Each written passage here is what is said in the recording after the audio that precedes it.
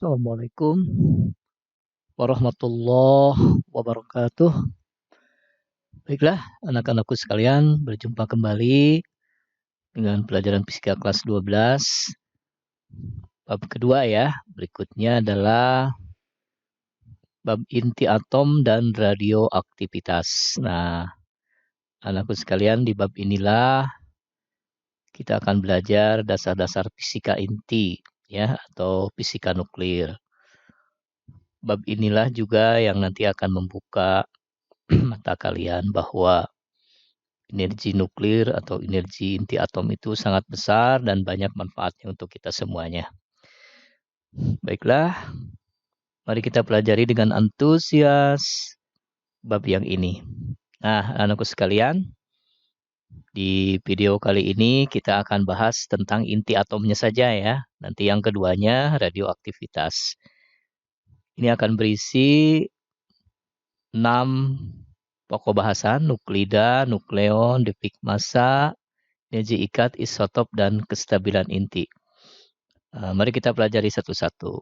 Nah, sebelum kita ke nuklida, anak-anakku sekalian, kita kembali ke pelajaran atom yang sudah dulu diajarkan ya, mulai dari SMP juga sudah. Bahwa zat atau partikel terkecil dari suatu zat disebut dengan atom yang tidak bisa dibagi-bagi lagi oleh reaksi kimia biasa, begitu kan ya kalau definisi. Nah, kita punya kayu nih, ingin jadi atom ya tentu saja dibelah sampai sekecil-kecilnya. Kita ambil satu partikel. Nah, inilah atom yang sampai hari ini masih kita menggunakan model atom dari Niels Bohr ya. Yang lari-lari itu tuh, yang mengelilingi inti atom. Nah, itu adalah elektron ya, yang bermuatan negatif. Nah, inilah nuklida itu. Bahasa lain dari inti atom adalah nuklida ya. Nah, ada apa saja di inti atom, nukleus atau nuklida itu? Nah, ternyata ada 2 partikel lain di inti atom itu, yaitu proton yang berwarna merah yang ini bermuatan listrik positif, dan neutron yang bermuatan listrik netral atau tidak bermuatan atau netral. Begitulah anak-anakku sekalian ya, pelajaran yang sudah kita dapatkan. Sekali lagi ini hanya mengulang saja, karena di bab ini, di bab fisika inti, kita akan mempelajari inti atomnya saja. Sementara elektron itu lebih banyak nanti dipelajari di kimia. Kalian kenal elektron valensi ya, dan lain sebagainya. Jadi ada pembagian sepertinya ya, untuk fisika kita pelajari inti atomnya. Dan ternyata memang massa elektron itu sangat lebih kecil dibanding dengan inti atomnya. Jadi massa atom itu terkonsentrasi di inti atomnya. Nah, jadi rahasia energi itu ada di inti atomnya. Inilah yang dipelajari di fisika inti atau fisika nuklir ya. Baik. Oh, Ustadz, ini seperti pelajaran kimia ya, betul ya. Memang ini ada kimia yang bersentuhan dengan fisika. Nah, kalau ini lambang nuklida atau kita sebut dulu di tabel unsur, ini nama unsur ya. Nama zat atau unsur. Nah, yang atas ini adalah, yang masih ingat yang di atas? Tuh, nomor massa ya. Nomor massa itu menunjukkan jumlah proton dan neutron. Nah, inilah yang disebut dengan nukleon itu. Yang ada di inti atom, proton dan neutron, itulah yang disebut dengan nukleon. Sementara inti atomnya disebut nuklida. Dan yang di bawah ini nomor atom menunjukkan jumlah proton. Kalau di atom stabil, atom netral, itu jumlah protonnya sama dengan jumlah elektronnya. Ya.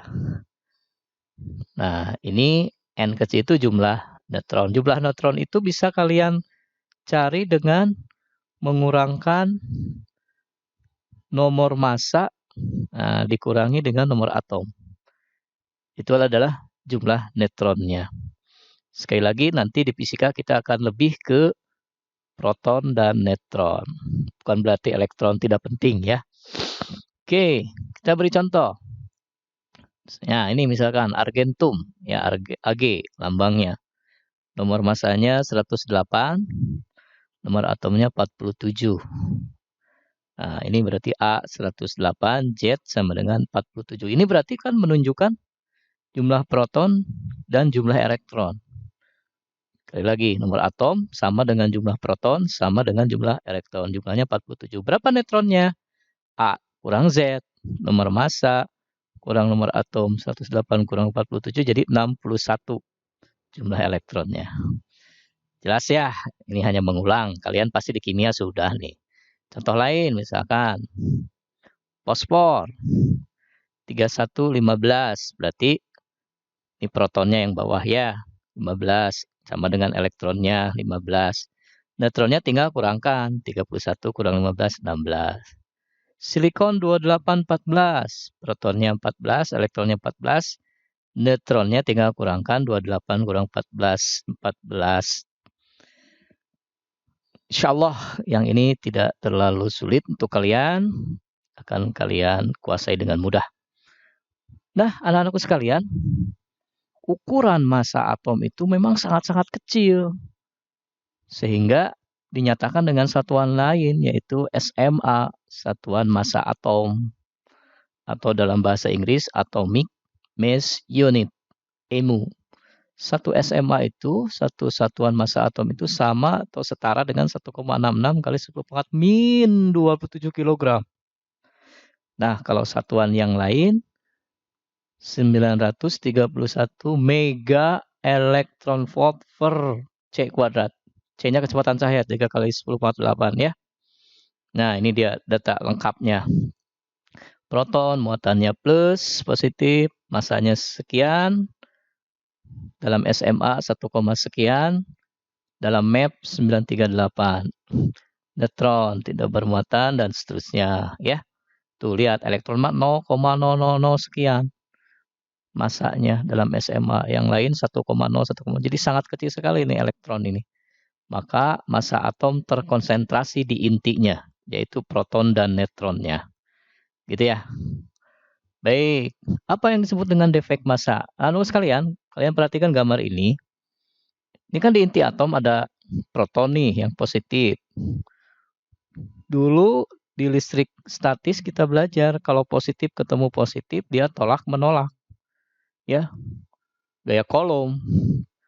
Harusnya dia cerai-berai dong. Kan ini positif, ini positif, ini positif, ini positif, cerai-berai ya. Saling menjauh. Tapi kenapa proton ini senantiasa ada di inti, tidak kemana-mana? Nah, itu rahasianya karena ada ini ya gaya yang melawan gaya Coulomb tadi, yaitu gaya ikat inti. Energinya disebut energi ikat inti. Jadi yang menahan gaya Coulomb sehingga dia tidak cerai-berai itu adalah gaya ikat inti. Ya, atau energinya disebut energi ikat inti. Jadi energi ikat intilah yang melawan gaya Coulomb sehingga proton tetap di tempatnya. Nah, anak-anakku sekalian, ternyata massa inti atom maksudnya kalau ditimbang dengan spektrometer massa itu jumlahnya tidak sama dengan ketika jumlah nukleonnya dijumlahkan satu-satu. Ya. Atau massa penyusun intinya dijumlahkan satu-satu. Protonnya berapa, tambah nukleonnya berapa. Nah, ternyata massa inti atom itu yang ditimbang spektrometer massa itu selalu lebih kecil. Ya. Dibandingkan dengan proton dan neutron yang membentuknya. Nah, selisih massa nukleon, massa penyusun inti yaitu proton dan neutron dengan massa inti atomnya sendiri disebut defek massa delta M. Jadi kalau dari definisi ini yang paling mudah dirumusnya defek massa itu massa penyusun kurang massa inti.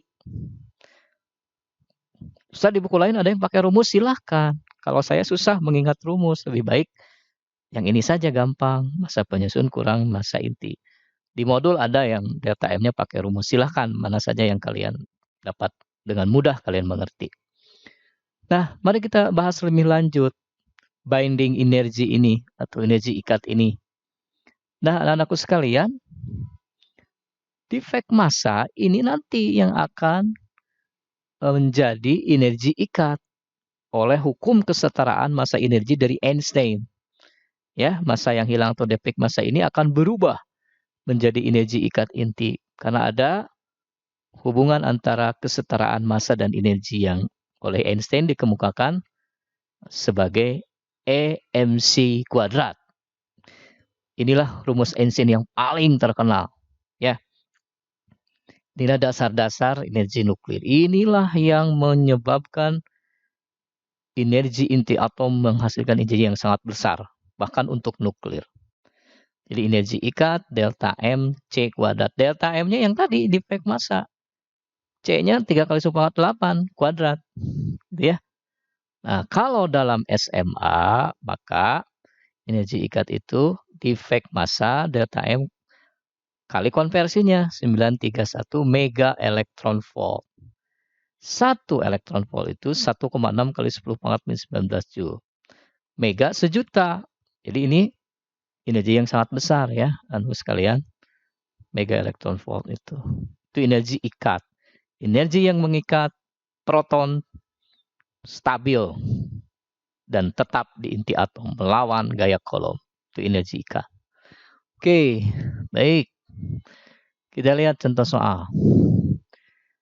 Massa inti sebuah partikel atau sebuah atom atau sebuah unsur, contohnya partikel alfa, dilambangkan dengan helium 42 adalah 4,002602 SMA. Nah, tentukan defek massa dan energi ikat yang dihasilkan. Nah, kalian tentukan dulu nuklida helium 42 itu penyusunnya, berapa protonnya, berapa neutronnya. Ya, elektron nggak penting lagi nih. Untuk di fisika ya, elektron nggak penting lagi. Kalau 42 berarti protonnya 2, neutronnya 4 kurangi 2, 2 juga ya. Jadi terdiri atas 2 proton dan 2 neutron. Berarti itu massa penyusunnya. Nah, jadi massa penyusunnya itu 2 massa proton tambah 2 massa neutron. Nanti ada datanya anak-anakku sekalian ya. Di soal itu akan lengkap. Massa proton berapa, massa neutron berapa. Jangan takut, jangan dihafal. Jadi kalikan 2 kali 1, sekian untuk massa proton. Yang untuk massa neutron 1, sekian. Kalikan 2. Jumlahkan 4,03882 SMA. Itu defek massa, massa penyusun. Berapa defek massanya? Tinggal kurangkan massa penyusun yang ini dengan massa inti yang ada di soal. Ini nih massa inti. Nah, tuh ya. Hasilnya 0,029218 SMA. Berapa energi ikatnya? Masukkan ke rumus. Delta M, ini defek massa kan? 931 mep. Kalikan yang ini kalikan 931 mega elektron volt, hasilnya 27,58 mega elektron volt. Ini sebuah energi yang sangat besar sekali. Begitu anak-anakku sekalian, mari kita sekarang amati nomor massa dan nomor atom dari sekian banyak unsur yang kalau kalian lihat di tabel unsur yang biasanya dipakai kimia itu sangat banyak sekali ya. Dari mulai hidrogen sampai yang ujung sana ya. Ada gas mulia, ada dan seterusnya, ada gas dan padat, cair dan seterusnya. Ini dibagi 3 bagian ya anak-anakku sekalian ya. Ada isotop, ada isoton dan isobar. Ini apa yang ini yang dimaksud dengan isotop?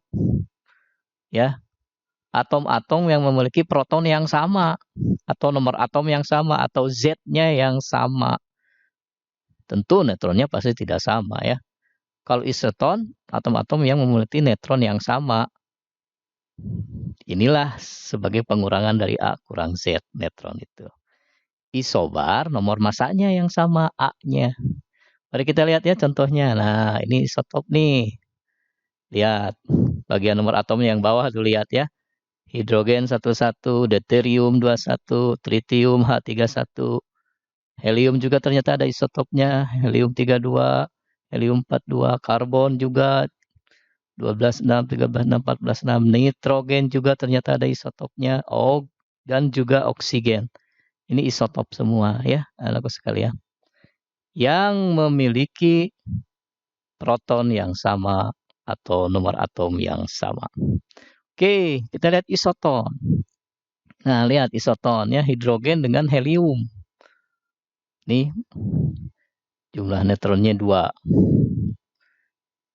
ton. Neutron yang sama. 3 kurangi 1, 2. 4 kurangi 2, 2. Tuh, neutronnya sama. Ini ya. Kalium dengan kalsium, nitrogen dengan karbon, natrium dengan magnesium, argon dan kalsium. Ini contoh-contoh isoton. Neutronnya sama. Ini 2, ini 20, 7 dan seterusnya. Dan terakhir ini isobar yang memiliki bagian atas itu nomor massa yang sama. 3, 3, 14, 14, 24, 24. Hidrogen dengan helium, karbon dengan nitrogen, dan seterusnya. Nah, anak sekalian, ini apa nih yang dimaksud dengan kestabilan inti? Nah, kalau grafik ini, bagian sumbu X-nya menunjukkan jumlah proton Z, sumbu Y menunjukkan jumlah neutron atau A kurang Z, maka garis linier yang merah ini adalah N sama dengan Z. Artinya jumlah neutron sama dengan jumlah proton. Nah, atom-atom yang memiliki N sama dengan Z yang sama itu relatif stabil. Artinya protonnya berada di tempatnya, di inti atomnya, tidak rawan keluar. Berhasil melawan gaya elektrostatik, gaya tolak menolak yang positif dengan positif ya. Nah, maka yang di sini adalah nuklida atau inti atom yang stabil. Kemudian yang di luar grafik, baik di atasnya atau di bawahnya itu adalah yang tidak stabil. Begitu. Saya kasih contoh nih ya, mana yang stabil, mana yang tidak. Ini karbon 12, C12, 6 kan karbon itu ya. 12, 6, berarti protonnya 6, neutronnya 12 kurangi 6. Neutronnya 6, protonnya 6. Sama kan, N sama dengan Z. Nah ini stabil. Karbon 12, 6 ini. Kalau karbon 13, 6, protonnya 6, neutronnya 13 kurangi 6, 7. Tidak sama. Neutronnya lebih banyak dari proton. Ini tidak stabil. Apalagi yang ini. Karbon 14, 6. Protonnya neutron. Ini terjadi pada isotop yang tidak stabil ini. Anakku sekalian. Jadi selanjutnya yang penting untuk fisika itu adalah isotop. Bukan isoton, bukan isobar. Nah, isotop inilah nanti yang tidak stabil itu akan meluruh, memancarkan sinar alfa, gamma, dan selain sebagainya untuk kegiatan radioaktivitas atau nuklir itu. Oke, hari ini cukup dulu ya. Sampai kestabilan inti, kalian baca sumber utamanya di modul. Mudah-mudahan dimudahkan, kalian tetap semangat. Wabillahi taufiq wal hidayah. Wassalamualaikum warahmatullahi wabarakatuh.